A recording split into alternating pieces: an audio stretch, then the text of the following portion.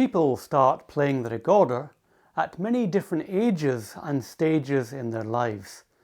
Because of that, it's difficult to give precise guidelines on how to begin learning the recorder. So, in that vein, I'll discuss a few different points from a couple of starting perspectives. I'll look at the child beginner and the second instrument player. In both cases, I'll consider the player to be a serious learner and not just someone who is taking the recorder school class lessons. The child beginner usually learns music at the same time as navigating the physical and conceptual aspects of the instrument. Both areas pose significant problems for the child, but the child has a few advantages over a second instrument learner. They have nothing to compare the recorder to, and they won't bring in problems created by transferring techniques and muscle memories from other instruments. Also, the child will not be inhibited because of the gulf between their own expectations of music and their current abilities. In other words, they will be learning about musical possibilities as they acquire the ability to make those possibilities come alive. If you are a child learner, or teach child learners, please know that the recorder needs a lot of technical knowledge and abilities. Many people consider the instrument to be a mere toy, but that's wrong on so many levels. Learning the recorder properly takes as much practice and dedication as any other instrument. Making a sound may be easier than, say, on a trumpet, but changing that sound is very difficult. Just like making a sound on the piano is simple, but professional piano players have to work incredibly hard to show different timbres and tone qualities. I'd like to add that making a sound is easy on the recorder, but making a nice sound is really tough. The point is that you should feel a sense of pride in learning the recorder. It is an instrument that has a great history and a vast amount of music written for it. The recorder plays in the Baroque orchestra, in smaller ensembles and in solos. It has music from the 1500s to the present day in all styles. It has challenges that keep people busy from the beginner level to the advanced professional. The pride in being a recorder player should be as strong as for any other instrument, and is based on the reality that as you progress, you develop through to the higher levels of playing, you too will become a part of that extremely long history. Well, I mention history because I love the Renaissance and Baroque pieces the most. Maybe you'll enjoy playing modern pieces, of which there are tons, or even jazz recorder or some other genre. My basic piece of advice for the child beginner, and of course this is true for all ages, is to develop good habits from the beginning. So what are these good habits? It should go without saying that these habits are relevant to all. Number one, relax. Relax when you hold the instrument. Play the aeroplane game. Hold the instrument with your right hand thumb and bottom lip only. And move it up and down as you were flying around the room. Point to some objects above and objects below you. Find out where the balance lies on the instrument. Be careful not to drop your recorder, so you may want to do this with a plastic instrument at first. Then, in various positions, wriggle your free fingers as much as possible. Without straining, lift your fingers as high as possible. Then let them fall back to just above the instrument. Next, pay attention to your breathing. Practice sighing into the recorder. You'll make a dropping sound when you are relaxed. This is natural and good. And it's a sign that you are using a relaxed breath.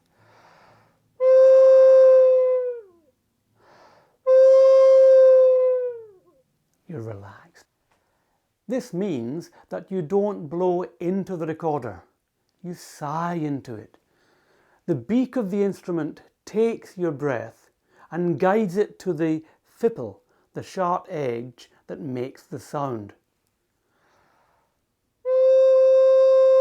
Your lips hold in the breath around the beak, and your natural sigh, combined with the design of the instrument, should produce a fulsome and rich sound.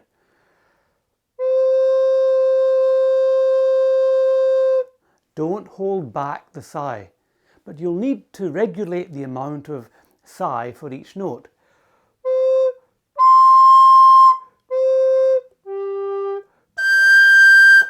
This takes practice. The more relaxed you are, the smoother, purer, and more beautiful your sound will be. Also, the more relaxed you are, the woodier your sound will be.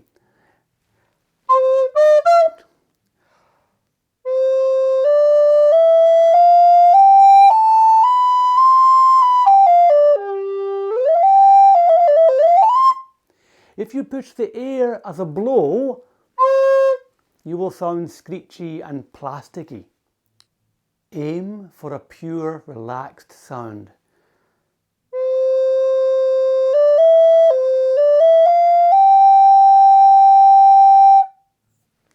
Now, a word about tonguing. Feel your tongue moving in your mouth while saying consonants like t, t, k, t, d, g, and so on.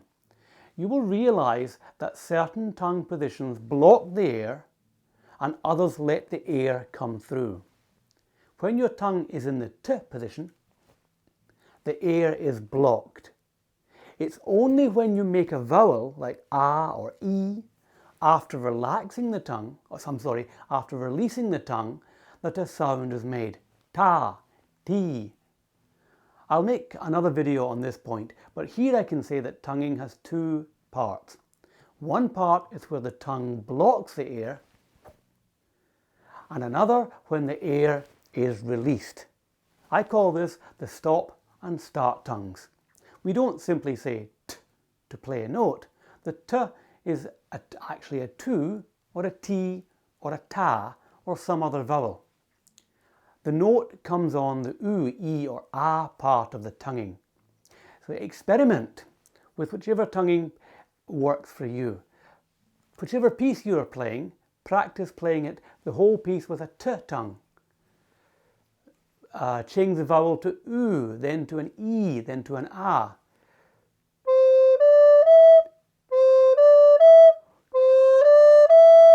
See how these vowel changes the tone. Importantly, learn how to feel where your mouth works or how your mouth works. Then play the same piece with a d tongue, a d tongue. Try a r and a g tongue as well. Get to know how your mouth works, but at all times be relaxed.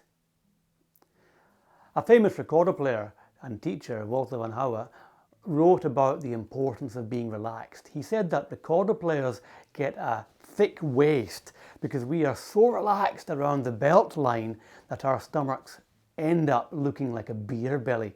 Now, I'm not sure about that, but his idea of relaxing is right. The key point about relaxation is that every bit of tension in the body changes the recorder sound.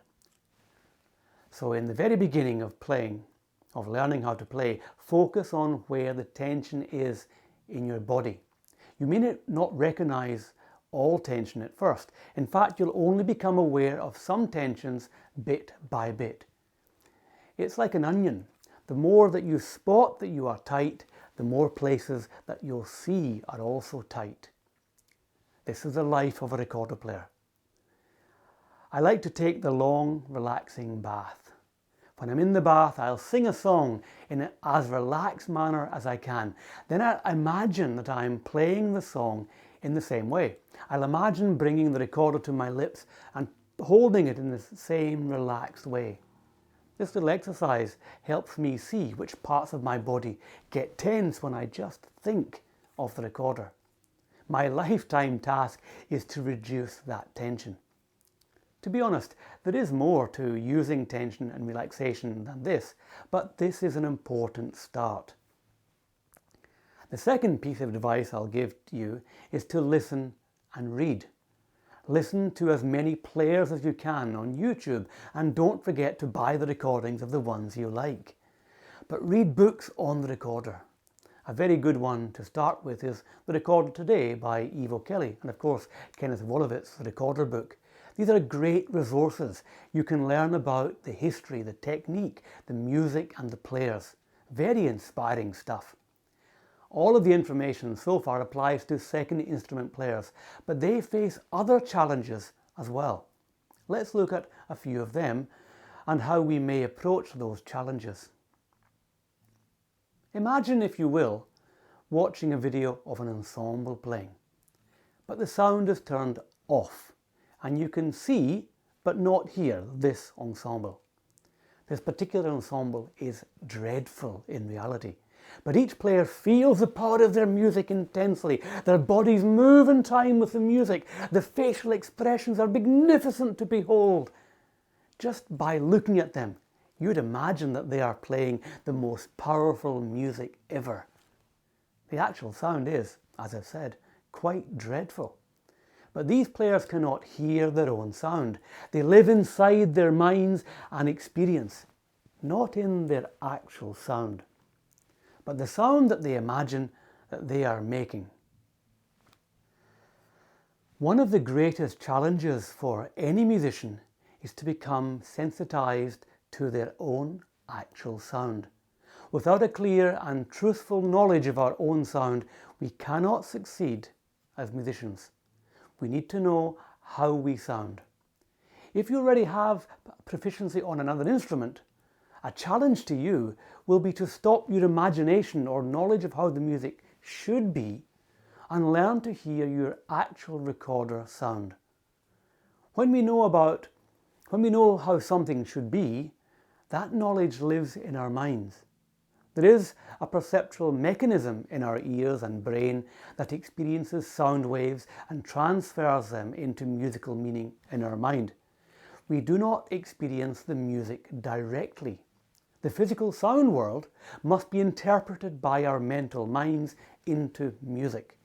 And in that process, we can't help but influence how we hear the recorder through the existing mental models that are present in our minds. So, record your practice as much as possible.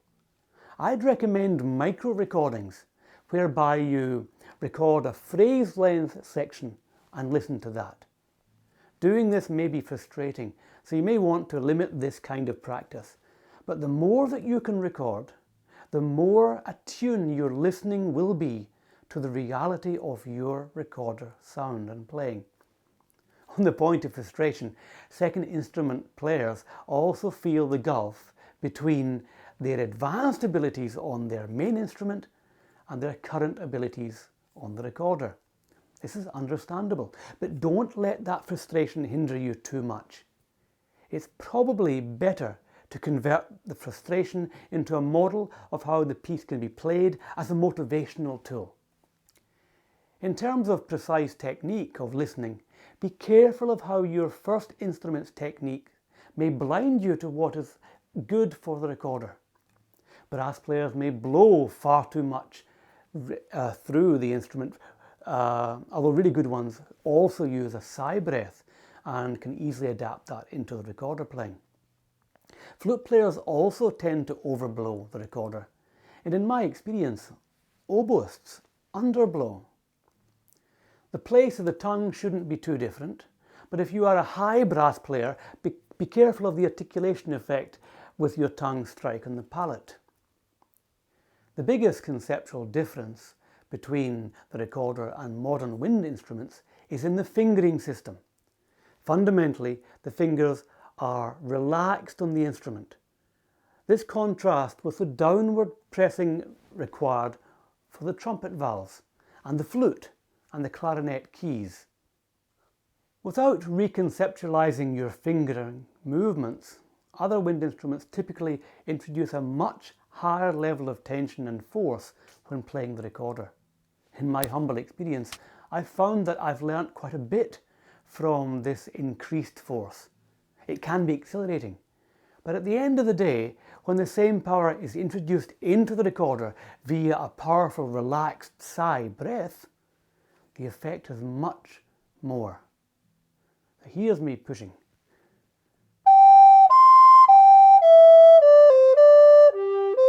Now here's a sigh breath doing the same thing.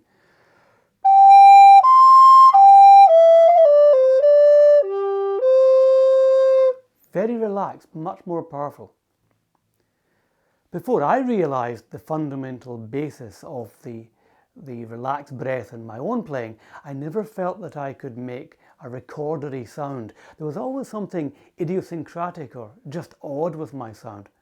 My early days as a cornet and trumpet student had inadvertently, subconsciously altered my conception of the act of blowing. My sound lacked that purity and fluidity that recorder masters had. Actually, now I realise that good cornet and trumpet playing aren't so dissimilar, as both rely on a powerful sigh breath, and maybe that's why I never became a good brass player. So, I hope that this discussion can help you with your journey in recorder playing. Leave any comments below or any questions you have about recorder playing, and as this channel, well, the channel's quite old, but this section of the channel in recorder tuition has just really started. Any suggestions about videos I would be really gratefully received from you. Well, I look forward to reading your comments. Thank you very much.